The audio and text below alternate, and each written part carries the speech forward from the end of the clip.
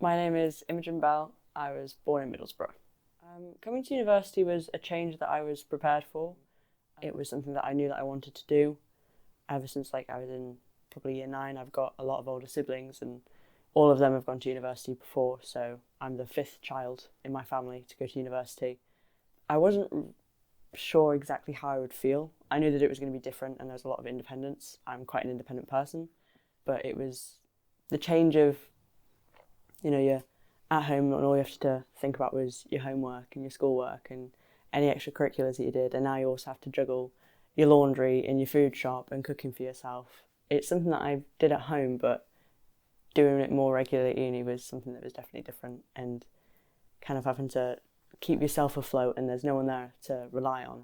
It was a change that I knew was coming, but it hit me a lot harder than I thought it would when I got here. But overall, I think I really enjoyed the change and the growth of independence. Now whenever I go home, it's like I want to do my own, cooking and my own washing. And my mum's like, no, I'll do it for you. And it's like, no, I can do it on my own.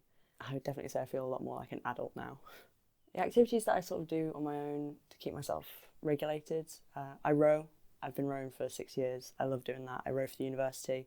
There's nothing else that I can describe like rowing. It's a feeling like no other. I like to do a lot of sort of activities that bring energy back into myself. I like going on walks, going on runs, working out in the gym. I do a lot of journaling and I practice my gratitude. I try and write down everything positive that happens in a day, keep a record of it. I've struggled a lot with my depression, so that's something that I'm trying to do this year at least, to remind myself that not everything is as dark as it feels.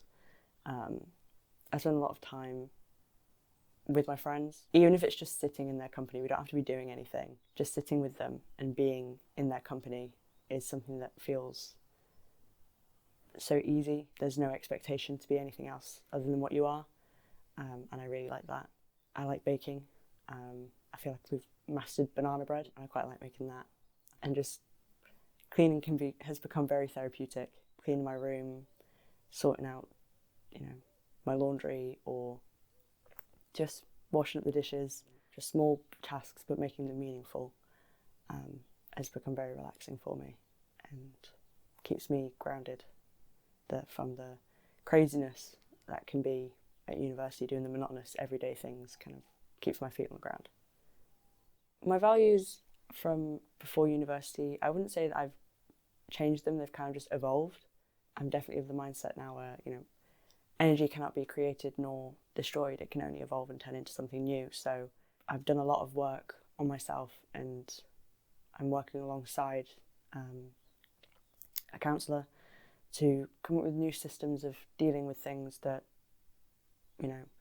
I've dealt with differently in the past. So if there's a certain situation that I would have dealt with in a certain way when I was younger, maybe that way doesn't serve me anymore. So coming up with new ways to deal with those situations. Things that I will always believe in is actions speak louder than words. I feel like part of growing up is taking ownership of what you've done. Just like if you've made a mistake, hold your hands up and go, yeah, no, I did something wrong, I'm really sorry about that. And hearing someone out and listening to them and taking ownership of your shit, really. We're all adults here, so if you've got a problem with someone, go to them, talk to them about it, because if you've got a problem with me but you don't tell me, then you haven't got a problem with me because you haven't told me. You have a problem.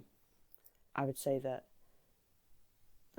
I've had an increased value of quality time with people.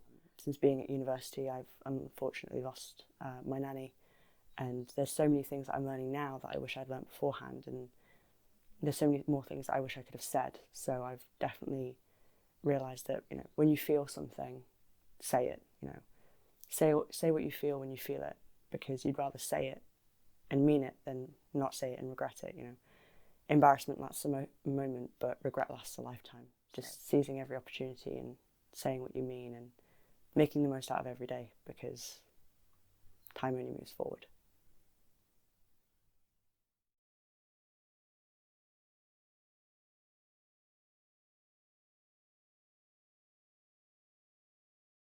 So, what is this documentary about? It's about Alfie, the odd job boy, and his adventures around his hometown of Clitheroe. So, in terms of the camera angles, in this documentary, they like to introduce a scene with an aerial shot, sort of quite high up over the town, looking over all the buildings, and then sort of get a little bit closer with the drone to see Alfie riding through the streets. And then there's much closer-up shots on the streets of him riding towards the camera, riding away from the camera, and then sort of riding in between two houses.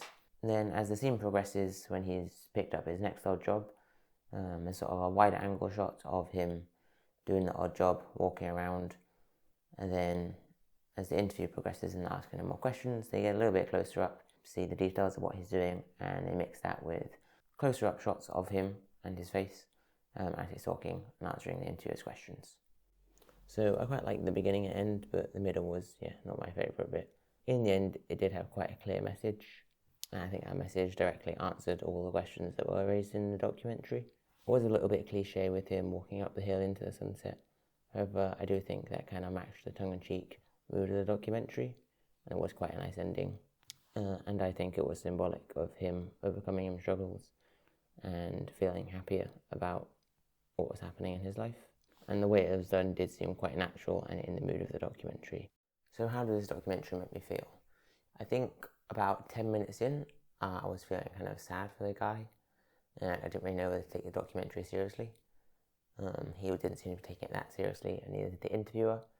They were sort of asking random questions and jumping in and asking questions off camera, but you never really saw the interviewer, so that was a little bit confusing. However, when the ending came, when the music came on, I felt like that really matched the scene, and it was quite a meaningful moment when he was at the top of a hill in the sunset, looking back and talking about the meaning that he found and how he was okay with just being himself, and even if nothing came along.